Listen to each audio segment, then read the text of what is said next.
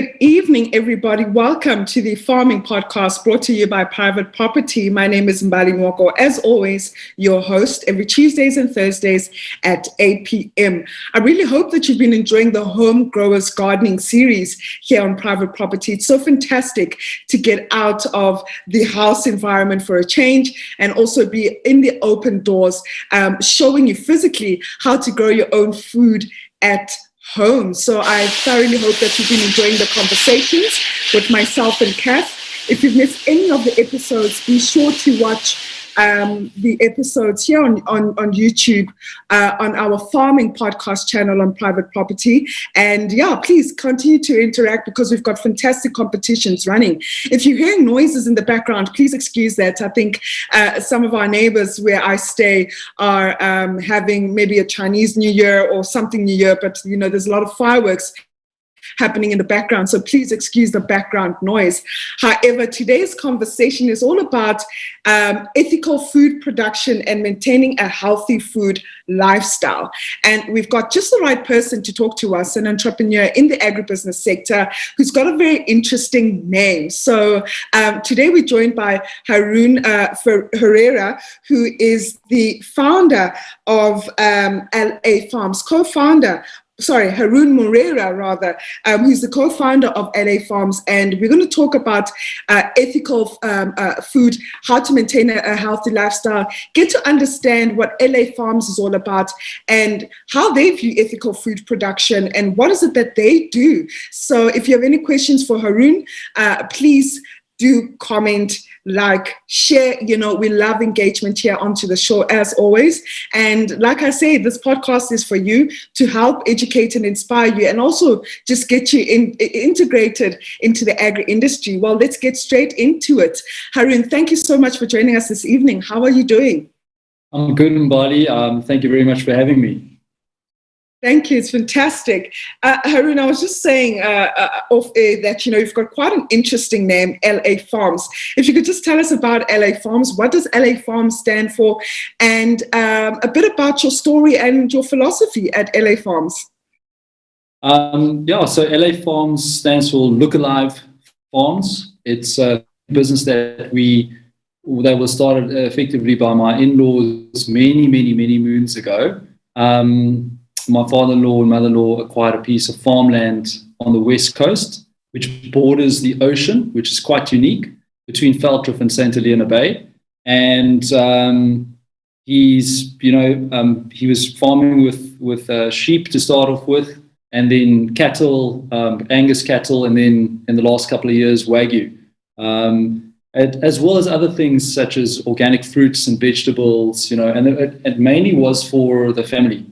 So, LA stands for Look Alive Property. Look Alive, you know, we all need to, you know, this. What other better way to be than to be looking alive and alert and looking for, you know, the best way to live our lives. Yeah. Yeah. All right. And, you know, what's your definition of ethical food production?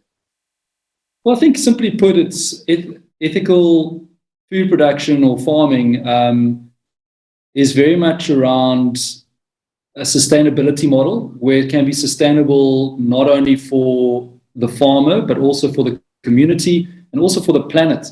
You know, there's a lot about global warming and climate change happening. And, you know, the ethical farming is really, and ethical food production and consumption is really being aware about what you put in your body and eating at the end of the day, and making sure what you're getting is actually from an ethical source, you know, so meaning that fruit or that vegetable or that meat that you're consuming wasn't actually contaminated by pesticides or chemicals, and was actually farmed ethically, you know, without for the greater good in mind. Yeah. And do you think within LA Farms, are you adopting such principles? I mean, what's your philosophy around the way you guys farm at LA Farms? Well, it's actually quite ironic that I'm on the property network here because I'm actually from a property background. So 15 years in property finance. And so, you know, the family was farming doing agricultural work, etc., on a sustainable basis. But my real turning point came about 10 years ago when I ate off the farm. So we had lamb from the farm, etc., and I was just blown away. I couldn't believe the difference that I was tasting in terms of the meat quality, the wholesomeness, the vegetables, etc. And that's where my awakening came. I mean, I'm a guy from Cape Town. I'm in the city, but Yes. understanding that real grassroots level of sustainability and of fresh produce made a massive difference in my life. I used to be quite overweight. I used to weigh over 100 kilograms. I mean, I don't exercise that much, and I'm weighing about 80 kgs now, and I've got a healthy lifestyle just because of the way I eat. So, in terms of ethical farming, etc., and what does it mean? We've been doing this for many years. I mean, if you think about it, it's what our grandparents and great-grandparents used to do. Yeah. But because of industrialization and commercialization and the constant need for demand for food and quick food, and the industry has changed. It's put a lot of pressure on farmers to change their practices. But we were farming for ourselves, so we weren't under those pressures. And so the way we do things is very much, we look at a regenerative farming practices where we look at soil to regenerate the soil and get the soil healthy, and then get the vegetation healthy, where you don't need pesticides, where things live in harmony. And effectively at LA Farms on the West Coast, we've got an ecosystem from vegetation to the animals, nurturing the fields, etc., by eating up weeds and grass and helping us clean the soil, to bees that we have that are naturally there. So we've got beehives, like over 50 beehives on the farm, where they pollinate the lands. So there's a whole ecosystem that's involved, which is very different to the majority of farming models out there that have originated over the last 30 years. And just to find out, Harun, what is it that you're producing at LA Farms? Is it Wagyu beef specifically, or are there other products that you are producing from the farm? So Wagyu is our flagship. Okay. Our focus is on top genetics. Like I said, my father-in-law he's very passionate about genetics. So we've got in the top 5% of breed that we breed within Wagyu, within the grass-fed Angus, which is a Scottish breed of cattle, and very highly regarded as well, and then also free-range lamb. But also beyond that, and this is what people often are surprised to hear about us, because they think we're just about meat, and we're not. We're about a balanced lifestyle. So we also do a lot of wheat and barley, which we make from non-GMO seeds, which is highly important. We produce honey. We do wool as well, not commercially, but we sell the wool off to the co-ops, etc., from our sheep. I mean, there's, like I said, vegetables, which we're not doing commercially yet, vegetables, fruits, fruit orchards, all organic, and quite a few other projects that we have underway. Oh, so if I can get it right, your farm, LA Farms, is purely based on primary production. Are there any other value adds that you are offering to your clients at this stage, or any processing? Well, we've got a butchery deli, and we're an online business. So we have a butchery deli in Wynberg in Cape Town, and we supply Cape Town as well as Johannesburg and Durban, and quite soon some of the other city centers around South Africa. But how we do it is that where I came into the picture was that I had a conversation with my family a couple of years ago, and I said, guys, we've got a great product. I back it, I believe in it, and I can taste the difference. And we've got an opportunity to, we're doing this for family and friends already. Why don't we create like the value chain and start, really getting from farm to table and controlling that process for our customer. And at that stage, the customer was ourselves and our family and close friends. And that was about 3-4 years ago. And the business, I think, especially during COVID, people started realizing, like, hold on, I need to have a good immunity system, and they started looking for ethical and well-produced products or foods. So people started coming across us quite a lot. And, we got the online, so the whole distribution of that product from farm to table, has been set up pre-COVID already. Yeah. Yeah. Well, your business model sounds quite interesting, and I've got a couple of questions even along that value chain. But before we get to that, you've mentioned, you've shared your personal journey of where you were a few years back in terms of your health and as to where you are now. Do you find that with the philosophy that you've adopted within LA Farms, a lot of your customers or your clients are really also tasting the difference in the food when they buy your product? And then also, do you get questions from your customers asking you, where was this grown? Where was the source? Do you think that consumers are really interested in knowing where their food comes from? Well, to answer your first question on the taste, we get that often from customers, saying there's a real difference in the way it tastes. So people feel lighter after they consume our food. There's no heaviness on your tummy. You get absorbed the nutrients. That's because the nutrients get absorbed so much better through your gut, in your body. Okay. And then, sorry, your second question, what was that? The second question was also around the consumers. You've mentioned that consumers are giving you feedback to say, I definitely see the difference because, the food is not sitting heavy in my gut, etc. Yeah. So after that, just from a consumer's perspective, when you speak to your customers, do you find that they are really interested in where the food comes from and where it was sourced?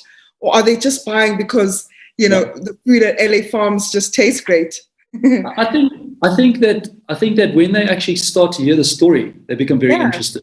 And also, I had a customer actually the other day who said to me that, the terroir, our terroir is something to do with our story. And I was like, what do you mean by terroir? And he compared it to winemaking. We're not in winemaking, right? We're in production of we grow animals and grain and food and all those things. But it really talks to the uniqueness of what we have. The Cape West Coast is one of the places in the world with the largest array of flora in the world, and also why you get some of the best honey that comes from in the world comes from the West Coast. So yes, it makes a massive difference in terms of where the food comes from, and when people realize that and they go, oh, that makes sense, it's right next to the ocean, oh, that makes sense, So and also with traceability, it's a massive thing. People want to know where their food comes from. So and consciousness around people is changing. Because people are realizing, they can't just go around consuming whatever and just trust the label or something. They need to trust the farmer. They need to trust the brand, and know where their food comes from. Big thing. They need to know, understand, how does this fit into the whole ecosystem of the world, in a sense. Yeah, and you also mentioned about the importance of keeping the value chain within LA Farms. How has the logistic part of your business transformed, especially when you're selling directly to the consumers? Are there any specific processes that you need to adhere to? Maybe a cold chain that you adhere to? So, how do the transport processes affect our food as well? So that's a very good question. So food is a very tricky thing. It's not like a shirt that you can, keep on the shelf for 2 years. Yeah. So cold chain is a huge thing in terms of how to transport it. So effectively, what we harvest a certified A-grade abattoir, and that comes through then right to our directly to our processing area at our butchery in Wynberg. We have cold rooms, etc. We've all of these things in place, and when we deliver to customers, we deliver in if it's longer haul travel, meaning more than like an hour or two, then we'll put it into what do you call it? It's like a cold packs, if I can put it that way. So in boxes that are got cold that keep the product cold. And what we advocate is to eat fresh. So Yes. it's only when it's going for very long hauls that we may freeze it. Yeah. But we advocate eating fresh because that's when you get most of the nutrients out of your food.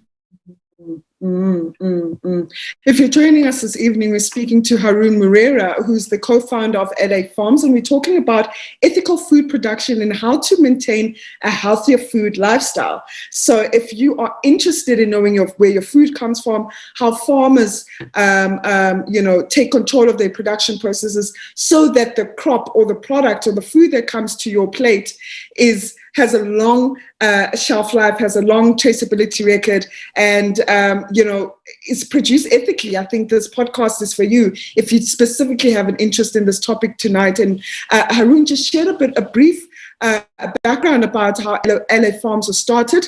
He is a property professional and who's just migrated into the agri industry, which is always great to have newcomers and new entrants into the space.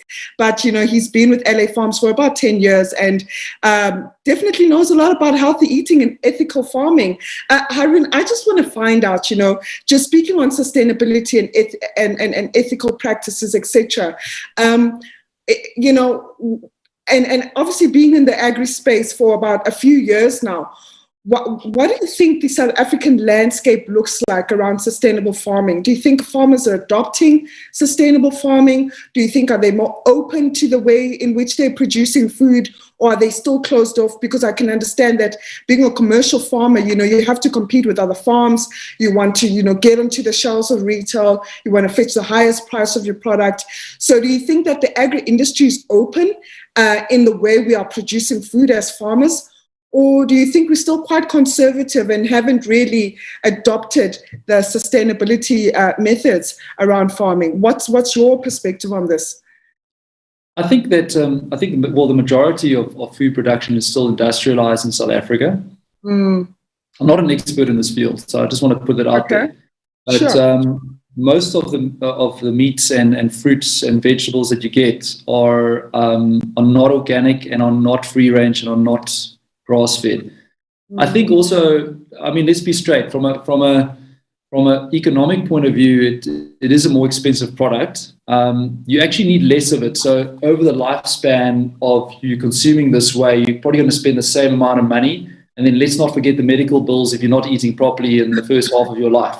Okay, yeah. So if you add that on, it becomes more expensive eating, non-free range, non-organic produce. But I think the landscape is pretty much. I think it's still mostly industrialized. Yeah. In the sense that animals are still put into most animals go into feedlots. We don't advocate that at all. So we believe in natural conditioning on an animal, like if they put on their weight normally, as they should in their lifetime. Whereas the industrial model is that you put them into less land, you put them into feedlots, you feed them lower quality food, you give them antibiotics, and you give them hormones so they can condition quicker and grow quicker. Effectively, it's like taking a 12-year-old to get him to play rugby for the first team against 18-year-olds in a very short space of time. No, that's like an analogy. It's unnatural. Yeah.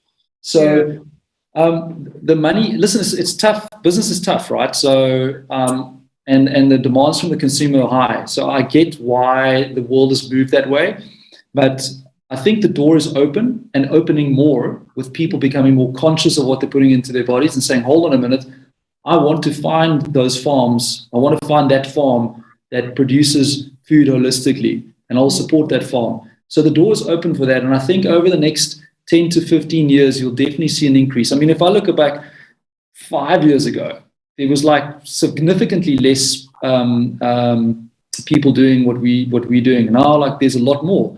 And I think that's great because what it does, it also starts bringing costs down in the grass-fed and free-range pricing. Absolutely. So, where it can become more competitive and more mainstream. Yeah. And tell me, why is free-range meat the better option as opposed to, the normal way of producing? So why is free-range meat the better option? If you could just give us some tips on that.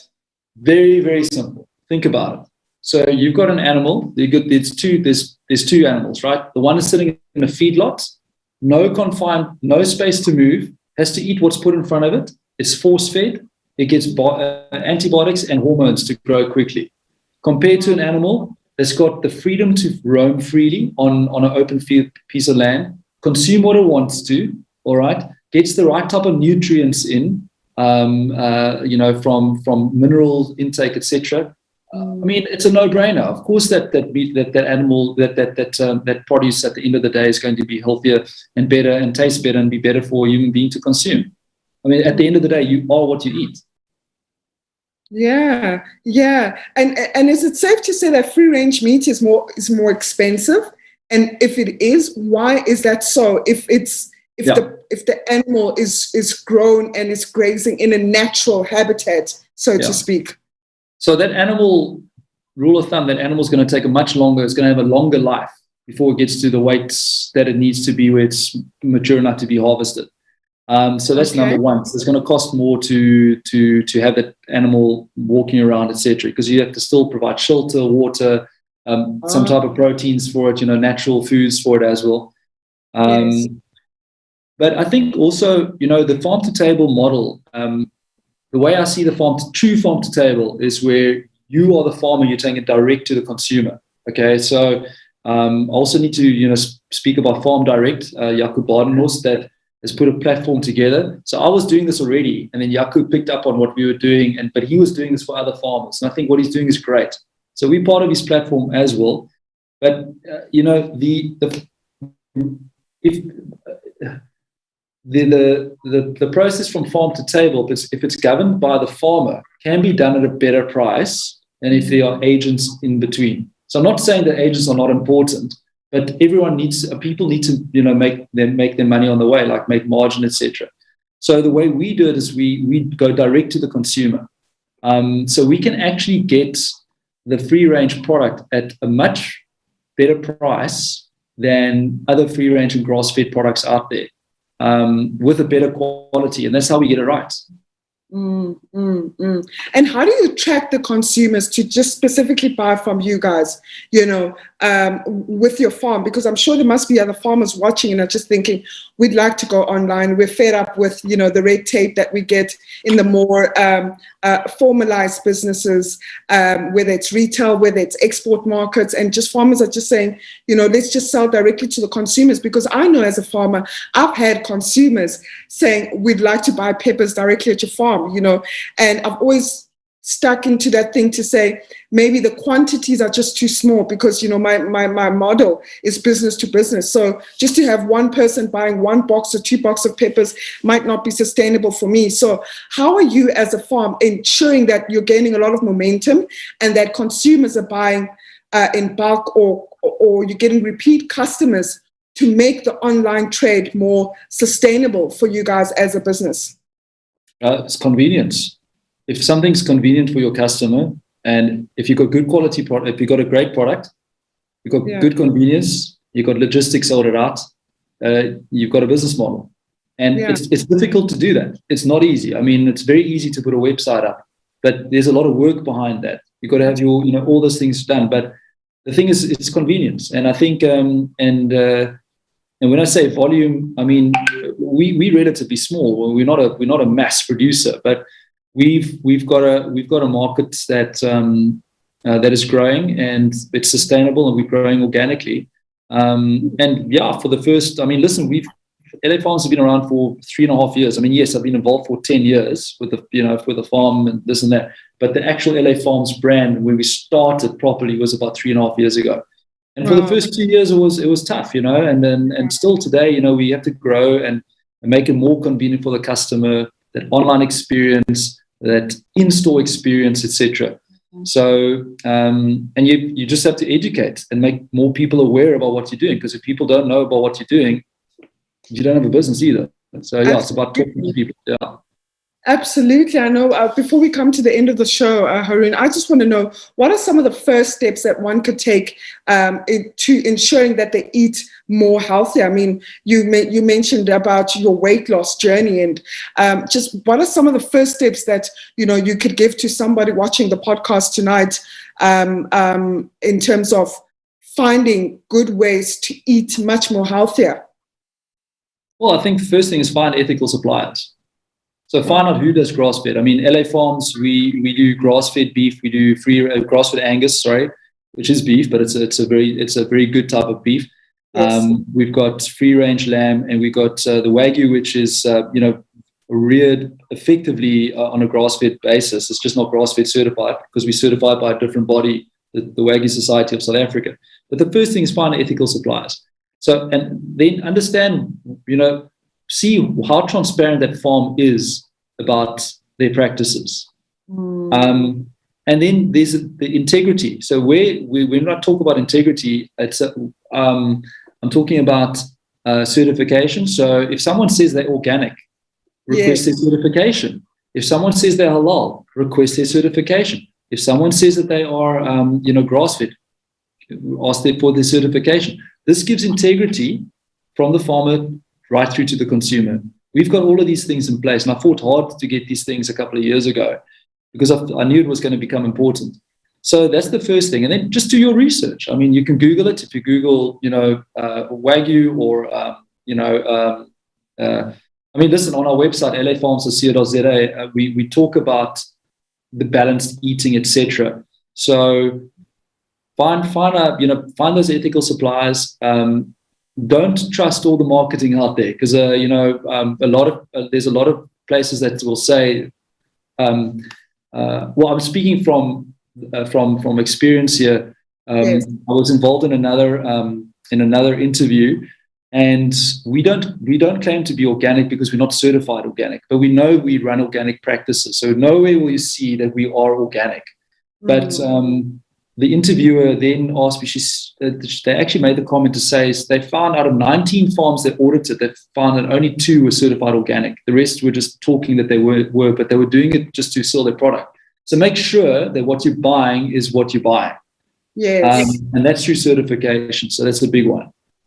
Yeah, I think you mentioned very, very critical points there because a lot of people are saying they're organic simply because they don't use pesticides or, insecticides. And I remember one guest onto the show mentioned that some people say they're organic and then to combat pests and diseases, they use sunlight dishwashing liquid. And when you think about it, humans don't consume sunlight dishwashing liquid. Apologies to name the brand, but rather dishwashing liquid, rather, you wouldn't typically consume that. So if you're putting on your crops, why would you then go eat it and then claim that you're organic at the end of the day? So I think these are very, very critical points that you're mentioning because I think as consumers, if we're misinformed, we'll just be taken for the ride. And I'm glad that you're mentioning that the person must follow up, contact the company, contact the farm, ask for certification because that's how you'll know. And being a farmer as well, I know that these certification processes are quite lengthy processes and quite hefty on the pocket. So, nobody will just have these things for fake. I mean, if you got the certifications, trust me, I think people can be rest assured that the business is legit. Harun, I think just to sum up our conversation this evening, which has been great, by the way, learning the transition of LA Farms and how, you've adopted and come up as a brand. And most importantly, how you're putting the consumer first and health first, which is quite critical. I think this is what I'm purely picking up as your competitive advantage within your farm. I just want to know, so what's next for LA Farms? What else would you be producing, or are you just specifically in the livestock arena? Would you be looking at exporting your Wagyu in the next couple of years? Just maybe tell us, what are your future plans? Well, the long and the short of it is that we want to be focused on the South African market. Okay. We are growing our herd, and I think the first and foremost, our focus on the South African market. But our value proposition really is that it's quality and consistency. Those two things, quality and consistency. So that's what we want to offer our customer. And, whether it's in Wagyu, whether it's in Angus, grass-fed Angus or free-range lamb. And the second thing is we're constantly innovating. So we started using biodegradable packaging in our meat, which was, to be honest, I don't know if there's any other meat producers doing that. The reason is because the shelf life it shortens, right? But because we do things made to order, we can do that, and we encourage people to recycle. So we're a sustainability brand. That's really what we are. Okay, yes, we've got Wagyu, and yes, we've got grass-fed Angus, and yes, we've got free-range lamb. But the things we do, pioneering in the packaging. Also, we've just launched organically spiced sausage, which is and I can say this, it's organically, it's certified at source. So my supplier is giving me the organic spicing. I can certify it at source through him. And that's also a first. I mean, virtually no one, I don't know of anyone that's done that in the market. So, and I stand to be corrected. So I'm not saying I'm the first to have done it, but what I'm saying is we're doing these things because, you know what, it's the right thing to do. We may stumble a little bit, but, I believe our consumers recognizes us for being pioneers and recognizes us for being people that are a brand that's consistent, gives consistency and quality. So, and yes, I think other things on the farm, the vegetables as well as the fruit will come through at some point, on a commercial basis. And we've got free-range chickens as well. We've got many, many things. Not commercial at this stage yet, because remember, we are essentially a family farm. We are growing to make this a viable and, wanting to be part of the leaders in this industry. So, we're very, very fortunate to have customers that support us along the way in this journey. Yeah. Absolutely. Thank you so much, Harun Moreira, for your chat this evening and just learning about LA Farms. And I think you mentioned that your website is lafarms.co.za. That's where people could go on to, check about who you are, the products you're offering, and that they could buy online and also on to Farm Direct. Is that correct? That's correct. We've recently gone into Farm Direct, so we've got a couple of core items there. Yeah. Okay, awesome. Thank you so much for this chat this evening. It was wonderful. Amazing. Thanks, Mbali. Thanks. You're doing a great job. And, keep it going for all the farmers and guys who want to get retail out to their customers there as well. Absolutely. Thank you so much. If you just missed our conversation, we're speaking to Harun Moreira, who's the co-founder of LA Farms. And we were speaking along the topic of ethical food production, as well as how to maintain a healthier food lifestyle. And I think this all ties into the philosophy of LA Farms, about free range beef, Wagyu, just raising and growing animals, in its most natural habitat, and obviously bringing the ethical production and sustainability model into their practices. And so if you missed this conversation, be sure to catch this specific episode right now on YouTube under the Farming Podcast playlist. And if you want to reach out to Harun, please feel free to go to lafarms.co.za and maybe contact them and just ask specifically in terms of how they're growing their own food. They're in the Western Cape, so if you're in that region also, feel free to go visit them, their farm, if they are accepting any visitors. But yeah, I think it's just great that, we most importantly know where our food comes from and how farmers are producing the food. And what I like about Harun in his message today is that, if a farmer or a farm is saying we're organic, ask them for their certification. If they're saying they've got GAP certificates or, they've got food safety audits, they're halal, etc., ask them for their certification and make sure that they are certified by the right industry bodies. And I think that's how you would know. And it's just maybe one step that you could take just to knowing if your food is produced ethically or not. Thank you so much for watching the Farming Podcast this evening. It's been fantastic as always, and I will see you next week, Tuesday at 8 p.m. Take care. Great.